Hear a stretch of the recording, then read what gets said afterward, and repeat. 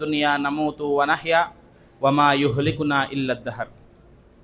అనంత కరుణామయుడు, అపార కృపాశీలుడు, ప్రతిఫల దినానికి యజమాని అయినటువంటి అల్లాహ్ పేరుతో ప్రారంభిస్తున్నాను.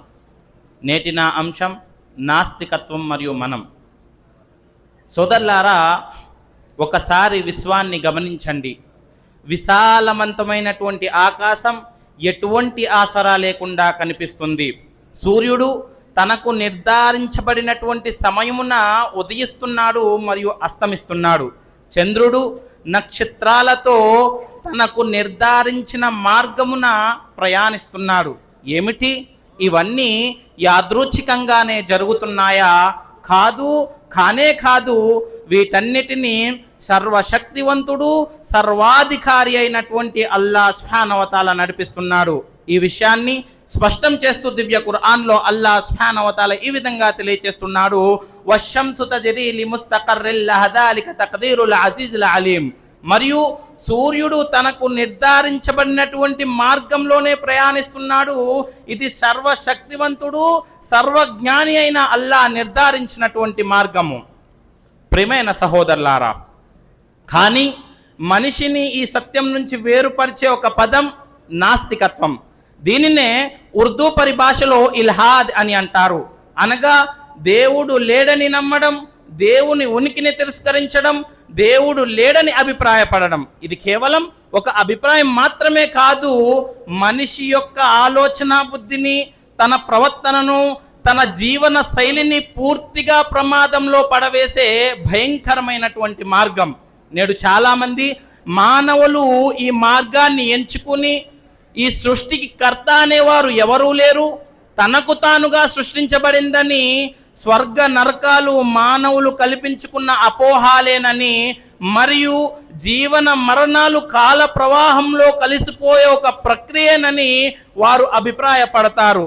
అలాంటి వారిని ఉద్దేశిస్తూ దివ్య ఖురాన్ ఈ విధంగా అంటుంది, వకాలు మా హియ ఇల్లా హయాతున దునియా నమూతు వనహ్యా వమా యుహ్లికునా ఇల్లద్దహర్. వారు ఇలా అంటారు, మేము బ్రతుకుతాము మరియు మరణిస్తాము, మమ్మల్ని కాలం తప్ప మరేమీ చంపట్లేదు. మరికొంతమంది అభిప్రాయం ప్రకారం ఈ సృష్టిని ఏదో శక్తి నడిపిస్తుందని వారు అభిప్రాయపడ్డప్పటికీ అల్లాహ్ను తిరస్కరిస్తారు. అలాంటి వారిని ఉద్దేశిస్తూ దివ్య ఖురాన్లో అల్లాహ్ సుబ్హానహు వ తఆలా ఈ విధంగా తెలియజేస్తున్నాడు, వల ఇన్ సఅల్తహుం మన్ ఖలఖస్ సమావాతి వల్ అర్ద లయఖూలున్నల్లాహ్. వారిని ప్రశ్నించినట్లయితే ఆకాశాలను భూమిని సృజించింది ఎవరు అంటే వారు అల్లాహ్ అని అంటారు. ప్రియమైన సహోదరులారా, నాస్తికుల చరిత్ర గురించి చూసుకున్నట్లయితే 200 సంవత్సరాల క్రితం ముందు ఈ పదం ప్రాచుర్యంలో లేనే లేదు. డీజనరేషన్ క్రీస్తు పూర్వం 5వ శతాబ్దంలో డెమోక్రటిస్, లుకిప్స్ అనే ఇద్దరు వ్యక్తులు ఈ విశ్వం కేవలం అణువుల కలయికేనని, దీంట్లో దైవానికి ఎటువంటి పాత్ర లేదని అభిప్రాయపడ్డారు. క్రీస్తు శకం 18వ శతాబ్దం వరకు కూడా నాస్తికత్వం అనే పదం కేవలం ప్రాధాన్యంగా ఇతరులపై వేసే ఒక నిందగా మాత్రమే పరిగణించబడేది. కానీ ఫ్రెంచ్ విప్లవానికి ముందు ఏజ్ ఆఫ్ ఎన్లైటన్మెంట్ ఈ పదానికి కొత్త అర్థాన్ని ఇచ్చి ఒక సిద్ధాంతంగా మార్చివేసింది.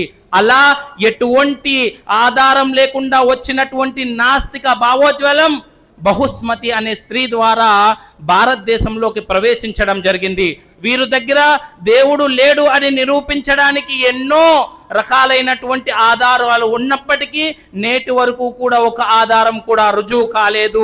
ఇలాంటి వారి గురించి ఖురాన్లో ఎన్నో జవాబులు నిదర్శనాలుగా ఉన్నాయి. ఒక చోట అల్లాహ్ సుబ్హానహు వ తఆలా ఈ విధంగా తెలియజేస్తున్నారు, వమా ఖలఖతుల్ జిన్న వల్ ఇన్స ఇల్లా లియఅబుదూన్. మానవులను మరియు జిన్నాతులను మేము మా యొక్క ఆరాధన కొరకు మాత్రమే సృజించాము అంటే, మరొక చోట అల్లాహ్ సుబ్హానహు వ తఆలా ఈ విధంగా తెలియజేస్తున్నాడు, సూర్య చంద్ర నక్షత్రాల యొక్క మార్గాలను నిర్దేశించింది మేమే. ప్రియమైన సహోదరులారా, విచారకరమైనటువంటి విషయం ఏమిటంటే నేడు చాలామంది ఈ సత్యం తెలుసుకున్నప్పటికీ అల్లా యొక్క గొప్పతనాన్ని, ఆయన యొక్క ఔన్నత్యాన్ని తిరస్కరిస్తున్నారు. దీని ద్వారా ఇహలోక జీవితాన్నే కాదు, పరలోక జీవితాన్ని కూడా నాశనం చేసుకుంటున్నారు. చివరలో అల్లాహ్తో దువా ఏమనగా, అల్లాహ్ మన అందరినీ ఇస్లాం మీదే నడుస్తూ ఇస్లాంలోనే మరణించేటటువంటి సౌభాగ్యాన్ని ప్రసాదించుగాక. ఆమీన్. అస్సలాము అలైకుం వరహ్మతుల్లాహి వబరకాతు. దీని తర్వాత ఉభయ గోదావరి జిల్లా గొల్లగూడెంకి సంబంధించి